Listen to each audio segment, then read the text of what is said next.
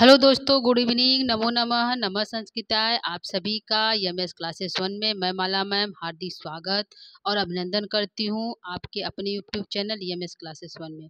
दोस्तों, आज हम लेकर उपस्थित हुए एक नया टॉपिक जिसका नाम है कारक प्रकरण। ठीक है, क्या नाम है? कारक प्रकरण नाम है। यानी कि आज हम कारक के टॉपिक को लेकर यहाँ पे उपस्थित हुए हैं। ठीक है, तो दोस्तों आज हम कारक पढ़ेंगे। कारक किसे कहते हैं और किन जो है धातु और प्रत्यय से मिलकर कारक हमारा बना है। ठीक है दोस्तों, तो यह जो है हमारे जो है कारक जो हमारा कहाँ कहाँ पूछा जाएगा दोस्तों, तो हमारा जो है यूपी टीएसटी पीएसटी और जो एलटी ग्रेड में पूछा जाएगा, और जो है पीपीएससी और तैयारी 4 में। ठीक है, इसके साथ ही साथ जो है यदि नाइन्थ और जो है नाइन्थ से लेकर 12th तक के बच्चों के लिए भी यह जो है 9 से 12 तक के बच्चों के लिए भी यह अनिवार्य है दोस्तों, ग्रामर। क्योंकि ग्रामर संस्कृत का एक ही होता है, वह सभी क्लासों में पूछा जाता है। ठीक है, तो 9th और 12th के बच्चे भी इसको देख सकते हैं, पढ़ सकते हैं।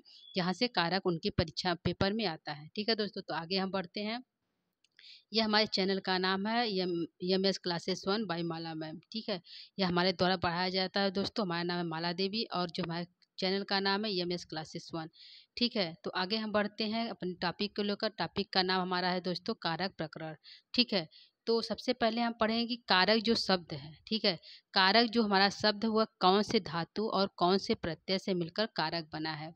ठीक है, तो कारक का अर्थ होता है करने वाला। ठीक है, जो इसको करता जिसको करता है। ठीक है, करने वाले को ही कारक कहते हैं।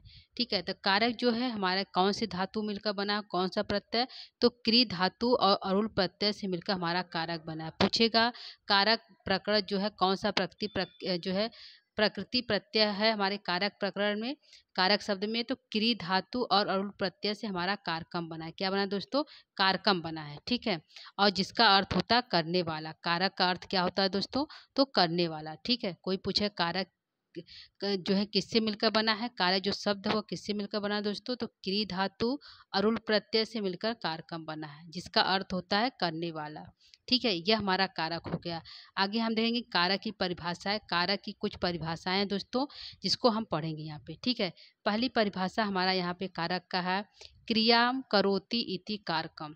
ठीक है, क्या है? क्रियाम करोति इति कारकम। क्रिया को करने वाला ही कारक है। ठीक है, क्रिया को जो करता है, करने वाला यानी करता यदि किसी क्रिया को कर रहा है तो उसको करने वालों को ही कारक कहा जाता है। क्रिया को करने वाला ही कारक है। ठीक है, और दूसरा हमारा है, दूसरी हमारी परिभाषा है क्रिया जनकत्वम कारकत्वम। ठीक है, क्रिया जनकत्वम कारकत्वम, ये हमारी दूसरी परिभाषा है। ठीक है, क्रिया के जनक को ही कारक कहते हैं। क्या कहते हैं दोस्तों? क्रिया के जनक को ही कारक कहा जाता है। ठीक है, पहला क्रिया को करने वाला कारक है, दूसरा है क्रिया के जनक को ही कारक कहा जाता है। ठीक है, तीसरी हमारी परिभाषा यहाँ पे है क्रियान्वयित्वम कारकत्वम। ठीक है, क्या है? क्रियान्वित्वम कारकत्वम, क्रिया के साथ जिसका सीधा संबंध होता है उसे कारक कहते हैं। ठीक है, क्या है? क्रिया के साथ जिसका सीधा संबंध होता है उसे कारक कहते हैं। ठीक है, ये हमारा अर्थ हो गया हिंदी में। यह जो है परिभाषा संस्कृत में है क्रियान्वित्वम कारकत्वम, उसका हिंदी में अर्थ है क्रिया के जनक, क्रिया के साथ जिसका सीधा संबंध होता है उसे कारक कहते हैं। ठीक है, ऊपर था क्रिया जनकत्वम कारकत्वम, क्रिया के जनक को कारक कहते हैं। ठीक, इसी का हिंदी अर्थ है दोस्तों, जो हमारी संस्कृत में है परिभाषा, उसी का हिंदी अर्थ है क्रिया के जनक को कारक कहते हैं। और ऊपर जो पहला है क्रियाम करोति इति कारकम, क्रिया को करने वाला कारक कहलाता है। ठीक, यह हमारा कारक हो गया। आगे हमारा है, पूछेगा क्रिया जो है कारक की परिभाषा बताइए, तो हम तीन परिभाषाओं को बता सकते हैं। क्रियाम करोति इति कारकम, क्रिया जनकत्वम कारकत्वम, और जो है क्रियान्वित्वम कारकत्वम। ठीक है, इस प्रकार जो है कारक की परिभाषा हो गए। आगे हमारा है कारक के भेद, यानी कारक के कुल कितने भेद होते हैं। ठीक है, ऐसे कारक चिन्ह यदि हम पढ़ते हैं तो कारक चिन्ह हमारे जो है 8 होते हैं, जबकि कारक हम पढ़ेंगे 6 सिर्फ। ठीक है, 6 कारक कारक जो है कारक के 6 भेद है, और कारक के चिन्हों को कहें तो हमारा जो है 8 है। अगर पूछे कि कुल धातुएं कितनी है, जो है धातुओं की कुल संख्या लगभग जो है 2000 है। कितना है दोस्तों? लगभग 2000 हमारी धातुएं हैं। और जो है चिन्ह है, कारक के कितने चिन्ह है, तो कारक के 8 चिन्ह है। कितने चिन्ह है दोस्तों? कारक के 8 चिन्ह माने जाते हैं। ठीक है, और जो यहाँ कारक के भेद, तो कारक के 6 भेद है। ठीक है। पहला कारक का क्या नाम है? तो कर्ता कारक। क्या नाम है दोस्तों? कर्ता कारक। दूसरा है कर्म कारक, तीसरा है करण कारक, चौथा है संप्रदान कारक, पांचवा है अपादान कारक और छठवां है अधिकरण कारक। ठीक है। क्या है? छह का नाम है दोस्तों कर्ता कारक, कर्म कारक, करण कारक, संप्रदान कारक, अपादान कारक, अधिकरण कारक। ठीक है। इसमें दो कारक चिन्ह नहीं लिया गया है दोस्तों, जैसे संबंध और संबोधन। ठीक है। किसको नहीं लिया गया है? संबंध और संबोधन को नहीं लिया गया है। ठीक है। यहाँ कर जो है कारक की परिभाषा, जो छह हमारे कारक है उसको जो है उसकी परिभाषा है। तो इसको हम लेते हैं। कर्ता कर्म च करणम संप्रदानम तथैव च।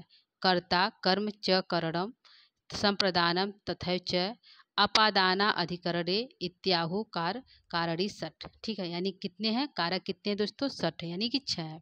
कर्ता, कर्ता हो गया कर्म, करणम, संप्रदानम, अपादानम, अधिकरणम इत्याहु कारणी सठ। ठीक है। ये हमारे छह कारक हैं। ठीक है। तो ऐसे भी आप लिख सकते हैं, यदि छह कारक कौन है? तो कर्ता कर्म च करणम संप्रदानम तथैव च अपादान अधिकरणे इत्याहु कारणी सठ। ठीक है। छह कारक है। ठीक है। तो यहाँ पे दोस्तों हमारा जो है कहा जाता है कि संबंध और जो है संबोधन को कारक नहीं लिया जाता है। क्यों नहीं लिया जाता है? तो इसको देख लीजिए। यहाँ यह है कि संबंध को कारक नहीं माना गया है, क्योंकि संबंध कारक का क्रिया के साथ सीधा संबंध नहीं होता। जो हमारा संबंध होता है उसका कारक के साथ सीधा संबंध नहीं होने के कारण संबंध को कारक नहीं माना जाता है। और संबोधन को इसलिए नहीं माना जाता, संबोधन में प्रथमा विभक्ति का प्रयोग होता है, षष्ठी विभक्ति संबंध अर्थ में ही प्रयुक्त होता है। ठीक है। संबंध जो होता है, संबोधन जो होता है उसको प्रथमा में ले लिया जाता है। ठीक है। इसलिए संबोधन को जो है कारक नहीं माना जाता है। और जो षष्ठी हमारा होता है, षष्ठी विभक्ति, उसके संबंध अर्थ में ही उसका जो है प्रयुक्त किया जाता है। जैसे राजाज्ञम, राजज्ञम जो होता है, तो इस तरह का जो है उसका संबंध होता है। ठीक है। तो संबंध के साथ होने के कारण जो है संबंध को कारक नहीं माना गया है। आगे हमारा है कारक। कारक प्रकरण को विभक्ति प्रकरण भी कहते हैं। क्या कहते हैं? कारक प्रकरण को विभक्ति प्रकरण कहते हैं, यानी कि उसमें प्रथमा द्वितीय तृतीया जो हमारे कारक चिन्ह होते हैं वह उसमें लगाए जाते हैं। ठीक है। जैसे कि हमारा जो है यदि हम कर्ता कारक, कर्ता ने तो जो चिन्ह है उसके द्वारा जो हम कर्ता में प्रथमा लगाते हैं, और किसने किसके द्वारा किया तो ने के आधार पे हम उसमें विभक्ति लगाते हैं। ठीक है। तो यहाँ पे है, इसलिए इसको कारक को क्या कहते हैं? विभक्ति प्रकरण भी कहा जाता है। ठीक है। तो यह पूछ लेगा कारक को और किस नाम से जानते हैं? तो विभक्ति प्रकरण के नाम से जानते हैं। ठीक है दोस्तों। तो यह कारक हो गया। आगे हम कारक चिन्हों को लेते हैं। ठीक है। कारक चिन्ह हमारे कुल कितने हैं दोस्तों? तो 8 है। ठीक है। कितने हैं? 8 है। हमारे कारक चिन्ह 8 है। पहला हमारा जो कारक चिन्ह है कर्ता ने। ठीक है। क्या है? 8 को देख लेते एक साथ है। पहला हमारा है कर्ता ने। ठीक है। कर्ता ने कर्म को करण से संप्रदान के लिए, अपादान से यानी अलग होने के अर्थ में, संबंध काके की, अधिकरण में पर और संबोधन हे अरे भो यानी कि प्रथमा लगता है। तो कर्ता ने, कर्ता स्वतंत्र होता है इसलिए इसको स्वतंत्रतः कर्ता कहा जाता है। ठीक है। कर्ता ने कर्ता को स्वतंत्र होता है इसलिए इसको स्वतंत्रतः कर्ता कहा जाता है। क्या कहा जाता है? स्वतंत्रतः कर्ता कहा जाता है कर्ता को। ठीक है। कर्म को कर्तुर इष्टतम तमम कर्म को कर्म कहा जाता है। कर्म को यानी कि कोई कर्म करा, जैसे कि को अर्थ में से जो है गोपाल गाय से दूध दूह रहा है, या जो है कर्म करने की क्रिया कर रहा है, तो वहाँ पे को लगेगा, चिन्ह के रूप में को आएगा। करण से कर्ता ने कर्म को करण से संबंध संप्रदान के लिए, दान देने के अर्थ में होता है। संप्रदान यदि जो है ब्राह्मण को गाय दान दे दिए तो दान देने के अर्थ में जो है संप्रदान लगता है। अपादान अलगाव अर्थ में होता है, जैसे कि पेड़ से पत्ते गिरता है तो पेड़ से पत्ता गिरना ही अलग अर्थ में होता है। या फिर जो है राम जो है घर से बाहर गया या घर से स्कूल गया तो उसके अर्थ में जो है अपादान कारक लगता है। ठीक है। तो जो है कर्ता ने कर्म को करण से संप्रदान के लिए, अपादान से अलगाव के लिए, संबंध का भी प्रयोग होता है लेकिन कारक में नहीं गिना गया, लेकिन इसके भी षष्ठी शेषा करके यानी कुछ संबंध बचे होते हैं तो उसको जो है संबंध अर्थ में कारक के चिन्हों के द्वारा उसको किया जाता है। ठीक है। अधिकरण में पर आधार की जो है कर्म संज्ञा हो जाती है, यानी अधिकार अधिकरण अर्थ में होता है, जैसे चटाई पर जो है कटे आस्ते, चटाई पर बैठना, ये जो है इस तरह से जो है अधिकरण में होता है, यानी आधार की कर्म संज्ञा होती है, अधिकारण्य में जो है सप्तमी विभक्ति लग जाता है। ठीक है। और संबोधने, संबोधने जो है संबोधन च के अर्थ में प्रथमा लग जाता है, जैसे हे राम इधर आओ। ठीक है। इस तरह से जो है इसकी जो है विभक्ति लगाते हुए हम जो है कारक को करते हैं। ठीक है दोस्तों, तो यह जो कारक करने का चिन्ह था। और कारक किसे कहते हैं? ठीक है। इस प्रकार से जो है कारक को हम यहाँ पे पढ़ते हैं। ठीक है। तो सबसे पहले प्रश्न यहाँ पे हमारा बनेगा कि कारक कारक हमारा जो है शब्द किससे मिलकर बना है। ठीक है। जैसे हमारा प्रश्न उत्तर यदि हमें करना पड़ा तो पहले प्रश्न को हम लेंगे, कारक जो है शब्द हमारा किससे मिलकर बना है। ठीक है। कारक जो है शब्द किस धातु और प्रत्यय से मिलकर बना है। ठीक है। पहला प्रश्न तो आंसर हुआ क्री धातु।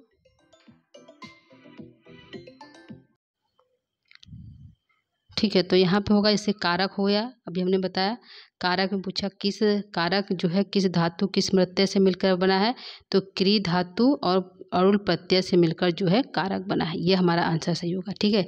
कारक में कौन सी धातु कौन सी प्रत्यय, क्री धातु अरुल प्रत्यय मिलकर बना है। ठीक है। यह कारक हो गया। कारक की परिभाषा पूछे, कारक की परिभाषा बताइए, तो क्रिया जनकत्वम कारकत्वम क्रिया करोति इति कारकम। इस प्रकार के कारक की परिभाषा हो गई। ठीक है। कारक के कितने भेद हैं, तो कारक के 6 भेद है। पूछेगा कारक के भेद बताइए, कारक के भेद बताइए, कारक के भेद कितने हैं, तो 6 भेद है। ठीक है। कौन कौन से, तो कर्ता ने कर्म को, अरे कर्ता कारक, कर्म कारक, करण कारक, संप्रदान कारक, अपादान, अधिकरण, 6 कारक होते हैं। ठीक है।